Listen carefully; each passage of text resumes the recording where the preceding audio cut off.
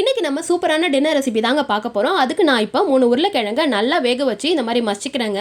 இதில் இப்போ மஞ்சத்தூள், மிளகாத்தூள், உப்பு, பெருங்காயத்தூள், வெங்காயம், பச்சை மிளகா எல்லாம் போட்டு நல்லா பிசைஞ்சு இதை எடுத்து தனியாக வச்சுட்டேன். இப்போ கடாயில் எண்ணெயை ஊற்றி நல்லா காஞ்சதும் சீரகம் போட்டு தாளிச்சிக்கலாம். இப்போ நம்ம பிசைஞ்சு வச்சிருக்க உருளைக்கிழங்கு மசாலாவை இதில் போட்டு ஒரு 2லேருந்து 3 நிமிஷம் நல்லா வதக்கிக்கோங்க.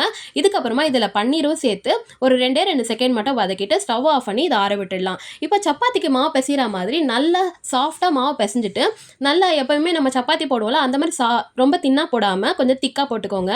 போட்டுட்டு அதுக்குள்ளே இந்த மாதிரி ஸ்டஃப்பை வச்சு க்ளோஸ் பண்ணி நான் பண்ணுற பாருங்கள், இதே மாதிரி க்ளோஸ் பண்ணிக்கோங்க.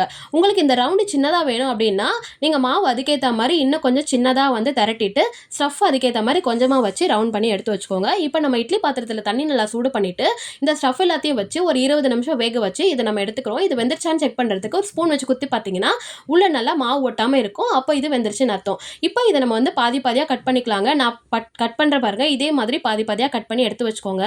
இப்போ நம்ம தோசைக்கல்லை நல்லா சூடு பண்ணிவிட்டு இதில் எண்ணெயை எல்லா பக்கமும் ஸ்ப்ரெட் பண்ணிவிட்டு நம்ம ரெடி பண்ணி வச்சுருக்க இந்த கோதுமை மாவு ஸ்டஃப் எல்லாத்தையும் கடகடன்னு தோசைக்கல்லை எடுத்து வச்சுக்கோங்க. 2லேருந்து 3 நிமிஷம் விட்டுட்டு திருப்பி போட்டுக்கோங்க. எல்லா பக்கமும் வெந்ததும் எடுத்து தட்டில் வச்சு சர்வ் பண்ணுங்கள். சூப்பராக இருக்கும். பாய்.